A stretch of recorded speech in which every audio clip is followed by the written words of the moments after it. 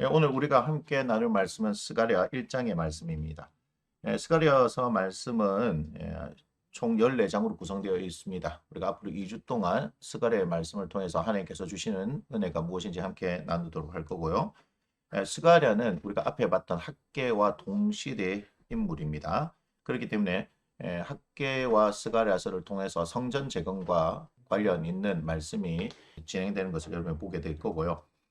스가랴서는 특별히 1장에서 8장 그리고 9장에서 14장 두 부분으로 나눠져 있고 앞부분 1장에서 8장은 주로 환상으로 구성되어 있습니다. 오늘 스가랴 1장을 보면 1장 1절부터 6절이 한 부분이고 7절부터 17절이 두 번째 부분, 18절부터 21절까지가 세 번째 부분으로 구성되어 있습니다. 1장 1절을 보면 다리오 왕 제2년 여덟째 달, 여러분 학개서 1장 1절을 한번 살펴보도록 하겠습니다. 학개서 1장 1절을 보면 다리오 왕 제2년 여섯째 달 그달 초하루 이렇게 말씀이 나오고 있죠. 그러면 두 말씀 사이는 한 두 달 정도의 간격이 있습니다. 그래서 학개와 스가랴가 동시대 인물이라는 것을 우리가 확실하게 알 수 있겠죠. 자, 1장 그래서 1절에 나오는 다리오 왕 제2년 여덟째 달 이렇게 말씀이 나오는데 며칠인지를 알 수 없기 때문에 주전 520년 10월 아니면 11월로 보고 있습니다. 이때 이제 선지자 스가랴에게 하나님의 말씀이 임했다라고 하는데 여기에서 임한 가장 주된 말씀은 3절의 말씀이라고 보시면 됩니다. 하나님께서 이스라엘 백성들에게 이렇게 말씀하시죠. 내게로 돌아오라 이렇게 말씀하십니다. 자, 그러면 너희들이 돌아오면 내가 너에게 돌아가리라 하는 말씀. 그래서 1장 1절에서 6절의 말씀은 스가랴서 전체를 여는 서론의 말씀으로서 너희가 내게로 돌아오면 내가 너에게 돌아가겠다고 하시는 그 하나님의 말씀이다라고 보시면 됩니다.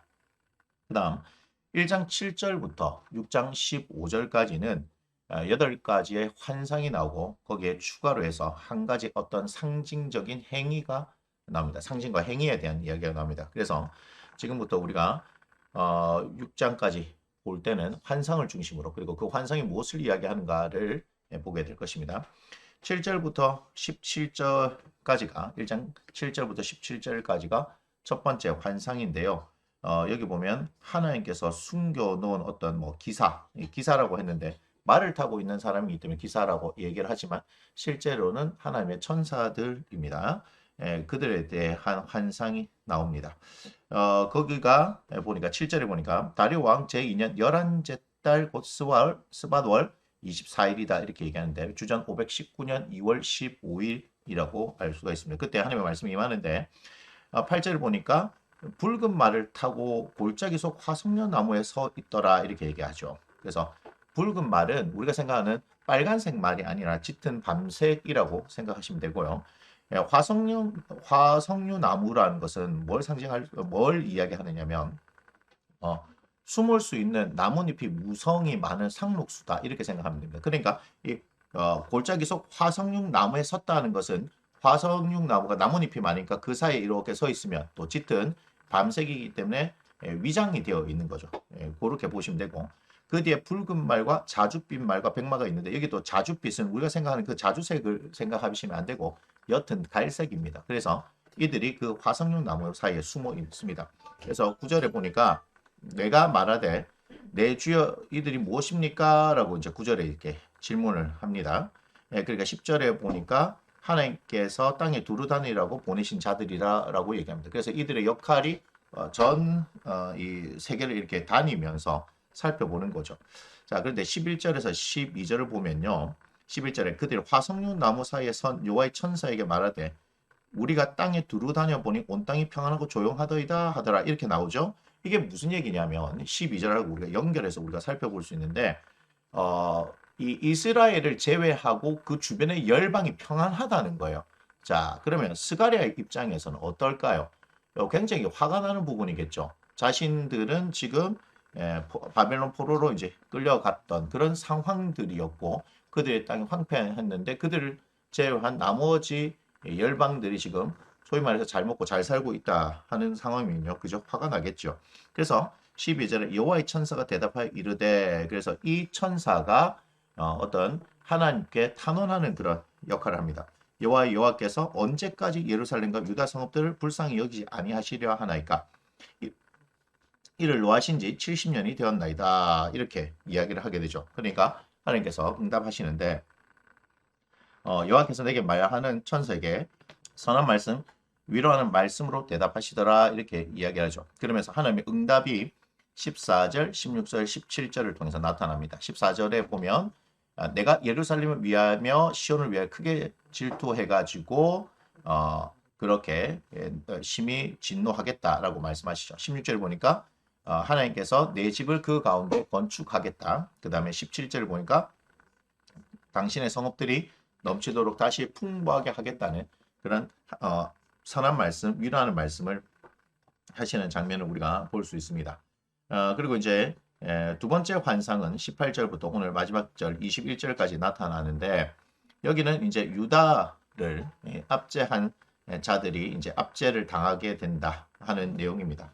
그래서 18절 보니까 내가 눈을 들어본즉 네 개의 뿔이 보인다라고 합니다. 이 네 개의 뿔은 여러 가지 해석이 있어요. 그래서 한 가지 해석으로 하기는 힘듭니다. 무슨 얘기냐? 우리가 한번 생각해 보세요. 이스라엘과 관련된, 그래서 북이스라엘과 남유다와 관련된 나라들 생각해 볼 때 제일 먼저 이제 아수르를 생각할 수 있고 바벨론, 바사를 생각하고 그 다음에 헬라를 또 생각할 수 있습니다.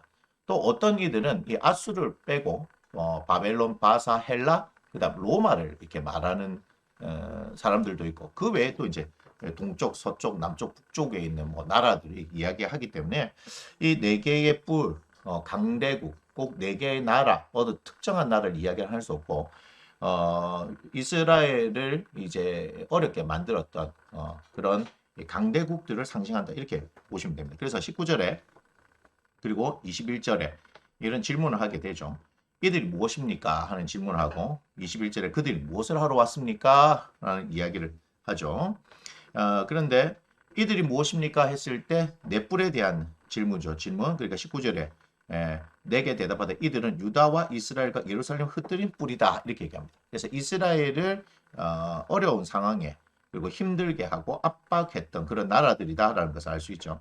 그래서 20절에 그들이 뭘 하러 왔습니까? 했을 때는 그 넷뿔을 얘기하는 것이 아니라 20절에 그때 여호와께서 대장장이 4명을 내게 보이셨다. 대장장이 4명을 보이셨는데 또 질문한 겁니다. 그들이 무엇하러 왔습니까? 하니까 21절에 이렇게 말씀하시죠. 이 대장장이들이 와서 그것들을 두렵게 하고 이전의 뿔들을 들어 유다 땅을 흩뜨린 여러 나라의 뿔들을 떨어뜨려 하느니라.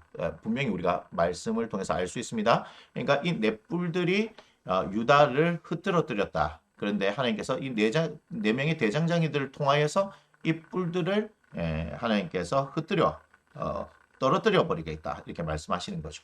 그래서 이제 스가랴서에 보면 이제 본격적으로 시작되어지는 환상들이 계속해서 나오는데 그 환상들의 내용을 보면 결국은 무엇을 얘기하느냐? 하나님께서는 유다를 사랑하시고 그들을 회복시키시며 그 주변에 있는 나라들에 대해서 하나님께서 복수를 하시겠다. 쉽게 말하면 그런 내용들로 진행되어집니다. 그래서 우리가 스가랴서는 계속해서 환상들에 대한 이야기가 많이 나와서 그냥 읽을 때는 이게 무슨 말인가 싶을 수도 있지만 자세히 들여다보면 그 의미들을 가르쳐주고 있기 때문에 우리가 잘 따라가시면 이해하는 데 별 어려움은 없을 것입니다. 네, 스가랴서 1장은 여기서 마치도록 하겠습니다.